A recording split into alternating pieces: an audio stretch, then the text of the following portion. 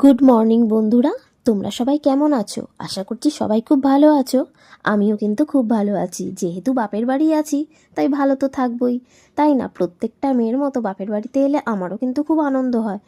তো যথারীতি আজকে তো আমার ওই বাড়িতে ফিরতে হবে, আজকে আমি চলে যাব ওই বাড়িতে। তো তার জন্য মা বলল যে আমাদের জমিতে কিছু কি সবজি হয়েছে, অনেক কিছু সবজি বসিয়েছে মা, প্রত্যেক বছরেই শীতকালে বসায়, তো এবছরেও সেরকম বসিয়েছে।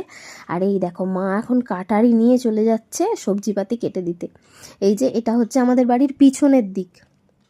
তো পিছনের দিকে ওই জায়গাটায় মানে পুকুরের ওই দিকের জায়গাটায় না কয়েকটা সবজিপাতি, যেমন ধনে পাতার গাছ, তারপরে পালং শাক, লাল নোটে শাক, ফুলকপি, বাঁধাকপি, সর্ষে শাক, এই সমস্ত কিছু হয়েছে, বেগুন হয়েছে, কাঁচা লঙ্কা হয়েছে।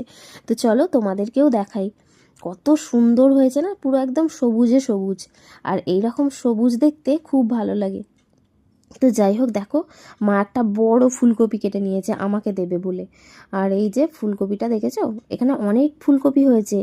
আর এত সুন্দর হয়েছে নিজেদের বাড়ির মধ্যে, যে একটু আধটু এরকম কোনো সার ছাড়া, কোনো কিছু ছাড়া যদি টুকটাক নিজেদের ঘরের খাওয়ার মতো এইভাবে সবজি বানানো যায়, মানে এত ভালো লাগে দেখতে। আর তুলতেও ভালো লাগে। এই দেখো কত ফুলকপি হয়েছে, দেখেছো? এর মাঝখানে মাঝখানে এই যে সব রয়েছে ধনেপাতা গাছ বা পালং শাক গাছ, এর মাঝখানে মাঝখানেও অনেক ছোট ছোট হয়ে আছে কিন্তু। এই যে মা বলছিল দুটো দেবো, কিন্তু দুটো লাগবে না, বড় বড় কপি তো, তাই আমি বলেছি একটাই দাও। আর নিয়ে যেতেও হবে অনেক বয়ে বয়ে। এমনিতেই তো শীতের মানে একদম বোঝাই করা জিনিস, আর যেহেতু বাচ্চা আছে তার জন্য তো ডবল ডবল সব জিনিস নিতেই হয়।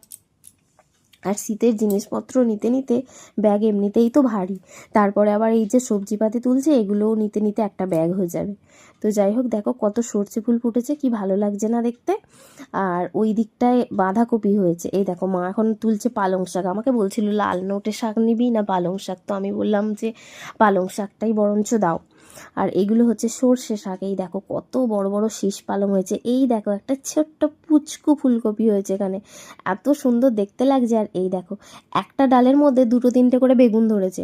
তো একটা যেটা বড় ছিল, মানে বড় যে বেগুনগুলো হয়েছে মোটামুটি তোলবার মতো, সেইগুলো থেকেই আমাকে একটু তুলে দিচ্ছে।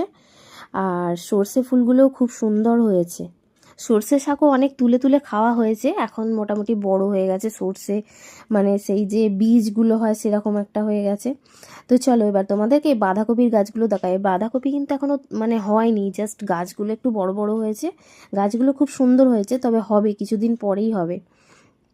এই দেখো কত বাঁধাকপি গাছ হয়েছে, এদিকেও একটা বেগুন গাছ রয়েছে, কাঁচা লঙ্কার গাছ রয়েছে। এই দেখো পরপর লাইন দিয়ে এখানে রয়েছে বাঁধাকপির গাছ। এই বাঁধাকপিগুলোও কিন্তু হবে, তাই না? গাছগুলো বেশ সুন্দর হয়েছে। ফুলকপিগুলো হয়ে যাক, তারপরে বাঁধাকপিগুলো হবে। সব কিছু একসঙ্গে হয়ে গেলে খাওয়াও যায় না, তার থেকে বরং মানে পরপর ধাপে ধাপে হলে বরঞ্চ খাওয়াও যায়। তো যাই হোক, এই দেখো আমরা চলে এসেছি রান্নাঘরে। সব সবজি পাতি তুলে নিয়ে, অনেক কিছু সবজি পাতি তুলে দিয়েছে, সেগুলো আমি বাড়ি নিয়ে যাব। দেখো মা এখন রান্না বান্না করছে।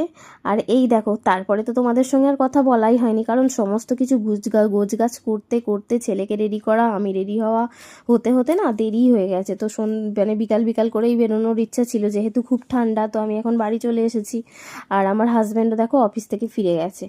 তো যাই হোক, আমার ছেলে এখানে বসে বসে এই যে এখন ওর কাজ বাজ করছে। আর এই দেখো আমার ব্যাগে সব জিনিসপত্র গুছিয়ে নিয়ে চলে এসেছি। দেখো আমি তোমাদেরকে যখন যাই তখনও ভিডিও করেছিলাম যে আমি 2 বা 2.5খানা মতো ব্যাগ নিয়ে গেছি, কিন্তু ফেরবার সময় দেখো কতগুলো ব্যাগ হয়েছে। বাপের বাড়ি থেকে এলে ঠিক এরকমই হয়, তাই না?